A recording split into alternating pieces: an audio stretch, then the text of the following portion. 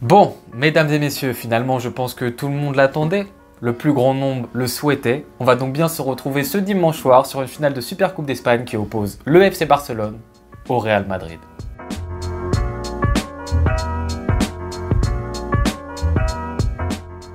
Les amis, le Real Madrid se qualifie donc pour cette finale de Supercoupe d'Espagne après un match remporté 3-0 contre Mallorca. Comment commence ce match? Le Real Madrid met la grosse armada. On retrouve un Real Madrid qui met son attaque Rodrigo, Mbappé, Vinicius, au milieu de terrain Valverde à côté de Camavinga et Bellingham pour les accompagner. Donc tout de suite on se dit, enfin moi je me dis, ouais, le Real Madrid va pas du tout rigoler, c'est très sérieux, ça joue pas à Mallorca alors qu'on avait abordé, on avait d'ailleurs fait la review du match contre Mallorca en première journée de Liga, ça avait été compliqué, mais justement parce que ça avait été à l'extérieur. Là, c'est sur un terrain neutre, etc. Tu le sens pas très bien pour Mallorca. Et on a finalement un match qui va se décomposer, on peut le dire, en deux grosses parties. Une première partie qui va se dérouler de la première à la 30e minute et le reste du match de la 30e à la fin du match, à la 90e minute de jeu. Deux gros temps qui vont être vraiment distincts les uns des autres. Une première partie, donc de la première à la 30e minute de jeu, vraiment où on a un Real Madrid de très haut niveau. C'est-à-dire qu'on a un Real extrêmement incisif et qui fait peur, notamment marqué par deux joueurs que sont Vinicius et Mbappé, qui essayent un petit peu les deux d'alterner sur le côté gauche leur force de frappe un petit peu. Donc des fois on les retrouve dans le demi-espace, mais la zone chaude un petit peu du Real Madrid, elle se situe surtout à gauche. Mais tu as deux joueurs en face de toi qui font vraiment peur. C'est-à-dire que moi typiquement je suis face au match, je suis pour Mallorca bien évidemment, et je vois ces deux-là qui balle au pied, sont à l'aise, qui au moins athlétiquement, physiquement, on sent qu'ils n'ont plus vraiment de doute par rapport à ce tout début de saison où on pouvait des fois ressentir un petit peu de gêne de la part de ces deux joueurs. Et là, dès qu'ils ont le ballon, tout de suite, encore une fois, c'est incisif. Ça va vite. C'est des petits coups de poignard comme ça, plantés dans le dos de la défense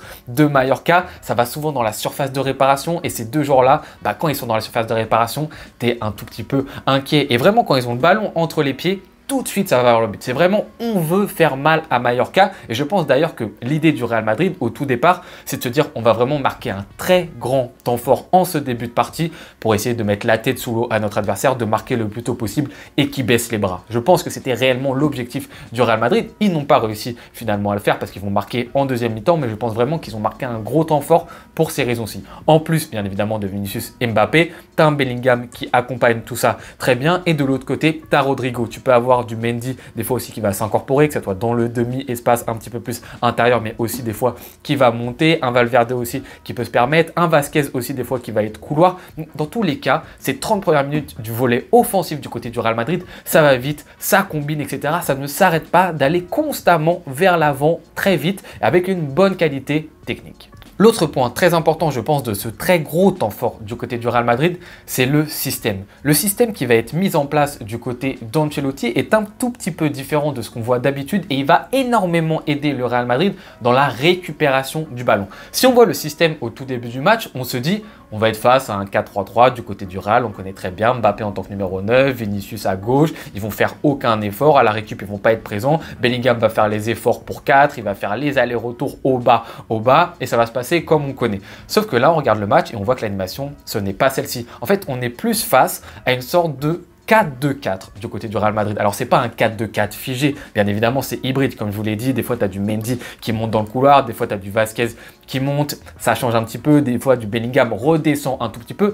Mais dans la grande largeur du match, on est sur une version du Real Madrid en 4-2-4. Donc, avec finalement deux milieux que vont être Valverde à côté de Camavinga et une attaque. Donc, deux joueurs intérieurs que vont être Bellingham et Mbappé. Sur le côté droit, à Rodrigo et Vinicius sur le côté gauche. Alors, au tout départ, on peut se dire on perd la présence de Bellingham au milieu de terrain. Ça va coûter cher au Real Madrid parce qu'on l'a dit, c'est quand même un joueur qu'on ne peut pas louper dans ce milieu justement du côté du Real Madrid parce que c'est un joueur déjà qui a un abattage physique incroyable et qui en plus de ça techniquement fait de bonnes choses et te permet souvent de sortir le ballon du côté du Real Madrid. Donc là tu peux te demander comment est-ce que ça va être solutionné du côté de Madrid. En fait finalement ce qui a été mis en place c'est que tu mets Camavinga alors qu'au départ, au tout début de saison, quand Tchouaméni n'était pas à aller en défense centrale, tu pouvais avoir des fois du Tchouaméni Valverde dans la sortie de balle, on va le dire, c'est moins à l'aise. Ce sont des bons joueurs bien évidemment, en plus ils jouent au Real Madrid Madrid. Je ne vais pas dire que c'est des pipes ballon au pied, mais réellement dans la sortie et dans la conservation du ballon dans les petits espaces, tu peux être sur des joueurs qui sont en difficulté et donc tu as besoin d'un Bellingham pour venir les aider. Là, Camavinga, lui, c'est un joueur qui est à l'aise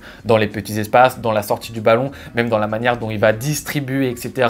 Dans les endroits où c'est difficile, ça vient tout de suite aider. Donc, tu as Valverde qui est à côté d'un joueur qui techniquement est fiable. Tu n'as plus forcément besoin de Bellingham constamment pour redescendre, pour t'aider, surtout dans un match contre Mallorca sur terrain neutre. Donc, Bellingham, tu peux le faire avancer. Et ce que ça va t'apporter surtout, c'est qu'à la récupération du ballon, là, tu as un Real Madrid sur ces 30 premières minutes. Encore une fois, là, on parle vraiment que des 30 premières minutes, qui est réellement cohérent. Parce que tu as Bellingham tout de suite qui ne s'amuse plus à faire monter, descente et qui perd énormément d'énergie. Là, Bellingham, à la perte du ballon du côté du Real Madrid, il est tout de suite placé haut. Et c'est-à-dire que Mbappé et Vinicius vont mettre les efforts, vont être cohérents dans leur récupération du ballon. Franchement, là-dessus, on ne peut rien leur reprocher. Si depuis le début de la saison, c'est très mitigé sur ce point-là, sur ces 30 premières minutes, ils sont exemplaires là-dessus. Ils font les efforts là où ils le font. Et en plus de ça, tu as Bellingham qui est présent à leur côté et tu as également Rodrigo qui lui également est un joueur qui fait les efforts. Donc dès que le Real Madrid perd le ballon, tout de suite ils sont minimum 4 à les acculer, Mallorca, dans la relance. Alors qu'on l'avait vu sur la première journée de Liga, Mallorca avait une énorme facilité à relancer le ballon. C'était tranquille, ils jouaient à terre, Mbappé, Vinicius, ça pressait pas du tout, c'était tranquille. Là, tu as un gros pressing du Real dans ces 30 premières minutes et Mallorca, ils font que dégager. Ils envoient des longs ballons. Alors ils ont Muriqui, bien évidemment, qui selon moi est un des meilleurs numéro 9 d'Espagne dans la conservation du ballon de haut but en point de fixation, qui est super fort. Mais au bout d'un moment, Mallorca, ils n'y arrivent pas du tout. Les seconds ballons aussi sont pour le Real Madrid. Et donc, on est face à 30 minutes dans la globalité où le Real Madrid met tempête à Mallorca. C'est-à-dire que dans les attaques, comme je vous l'ai dit, il y a des joueurs qui sont incisifs du style Mbappé, Vinicius, aidés également par Bellingham qui joue ce rôle justement de faux numéro 9, numéro 10, etc. Ça envoie, ça va tout le temps vers l'avant, ça fait peur. Et en plus de ça, dès qu'ils perdent le ballon, tout de suite, gros pressing, gros contre-pressing, tout le monde fonce sur le porteur du bal et récupère le ballon instantanément. Donc moi, je vois ces premières minutes, je me dis, mais Mallorca, ils vont pas tenir plus longtemps que ça. Franchement, ils vont prendre une grosse tasse. Et en plus de ça, je me dis, le Real, si vraiment là, c'est leur version finale, ça commence à faire réellement peur. Heureusement pour nous, et heureusement pour le FC Barcelone surtout, on est sur un Real qui à partir de la 30e minute baisse énormément en régime. Et on arrive ensuite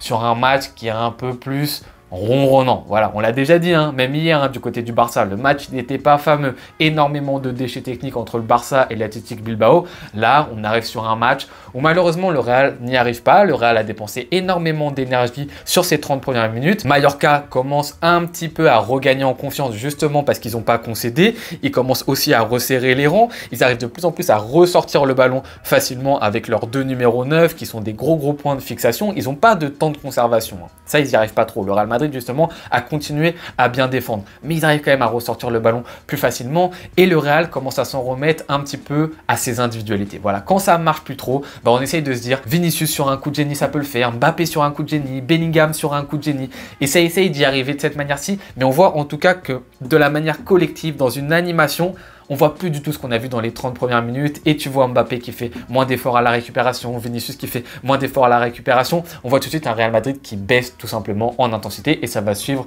sur la fin du match. Alors bien évidemment, Mallorca aussi baisse en intensité. Bien évidemment, ce qui change, c'est que le Real Madrid a des individualités, ce qui fait que même si tu leur laisses un petit moment d'inattention, ils vont savoir en profiter. Et donc à un moment, il y a une sorte de petit cafouillage, ballon qui est récupéré par le Real. Mbappé a un petit peu d'espace, un petit peu d'avance, il sert Vinicius centre, Rodrigo je crois reprend la tête, touche le poteau, Mbappé reprend, tente un extérieur, c'est arrêté par le gardien, Bellingham se trouve dans la zone parfaite, je pense justement aussi parce qu'il est placé un petit peu plus haut et il arrive ensuite à conclure. Le Real fait le plus dur, marque le premier but, ensuite on arrive sur un match où Mallorca va essayer d'égaliser, ils essayent de se projeter un petit peu plus vers l'avant, ils ont plus le ballon, le Real Madrid reste un petit peu fatigué et on a encore une fois un Real Madrid qui a des difficultés, qui va pas trop profiter pour l'instant des espaces laissés par Mallorca. Mallorca gère bien la chose, mais finalement se crée pas énormément d'occasions. Donc là-dessus aussi, il faut un petit peu féliciter le Real Madrid parce qu'ils ont quand même une défense où il y a Tchouaméni en défense centrale et Vasquez et ils concèdent pas tant que ça. Alors j'ai pas envie de vous dire oui, Mallorca c'est pas des monstres, bien évidemment, faut les voir aussi face à des gros cadors, le Real Madrid, mais ça arrive à tenir et ils concèdent pas. C'est pas comme si Thibaut Courtois il avait fait un match de titan, de malade mental, on l'a pas vu finalement Thibaut Courtois. Donc le Real Madrid arrive à ne pas concéder de but et en tout fin de match va mettre le deuxième et bien évidemment le troisième, mais ça intervient en tout fin de match. Après encore une fois, dans le bilan des joueurs individuellement, je suis désolé, moi je sais pas ce que vous attendez réellement des joueurs du côté des supporters du Real Madrid, donc n'hésitez pas à me dire en commentaire ce que vous en pensez, mais on va les faire un par un. Typiquement un Mbappé ce soir, moi je suis désolé, je suis peut-être dur, mais je le trouve pas au niveau quoi. À part, je vous ai dit, les 25-30 premières minutes où je le trouve vraiment incisif, on sent qu'athlétiquement quand même il est plus en forme qu'en ce tout début de saison, mais il pèse pas, il fait pas peur en tant que numéro 9 dans l'axe. Il n'a pas de grosses occasions. Dans la surface de réparation, il prend pas forcément d'espace.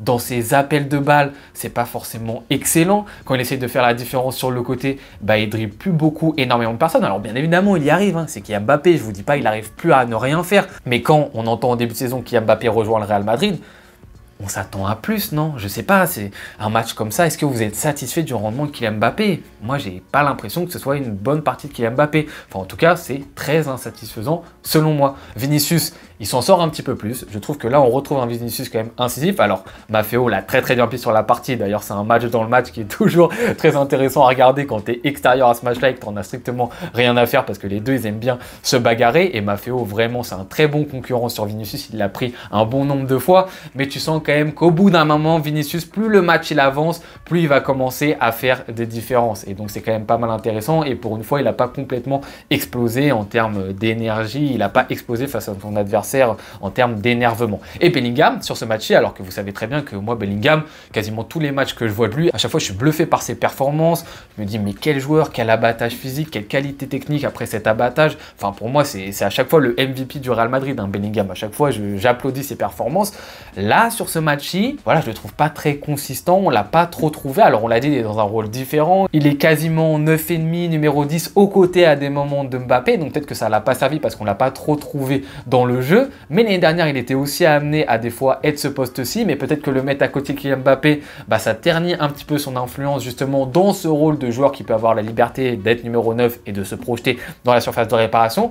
Mais ouais, Bellingham, pas fameux sur ce match. Voilà, Rodrigo, lui, est sur le côté droit, c'est un petit peu le larbin de tout le monde. On ne sait pas pourquoi le Real Madrid a décidé que ça allait être lui, alors que je ne vois pas pourquoi il démériterait plus qu'un Kylian Mbappé, par exemple. Mais bon, ils ont décidé que c'était lui, donc lui, il reste bien sur son côté droit, il fait les efforts pour tout le monde et il se cantonne à ça. Ensuite, Camavinga, très bonne partie. Camavinga, par contre, comme je vous l'ai dit, c'est le joueur au milieu de terrain qui va te permettre de faire avancer Bellingham, qualitativement, techniquement.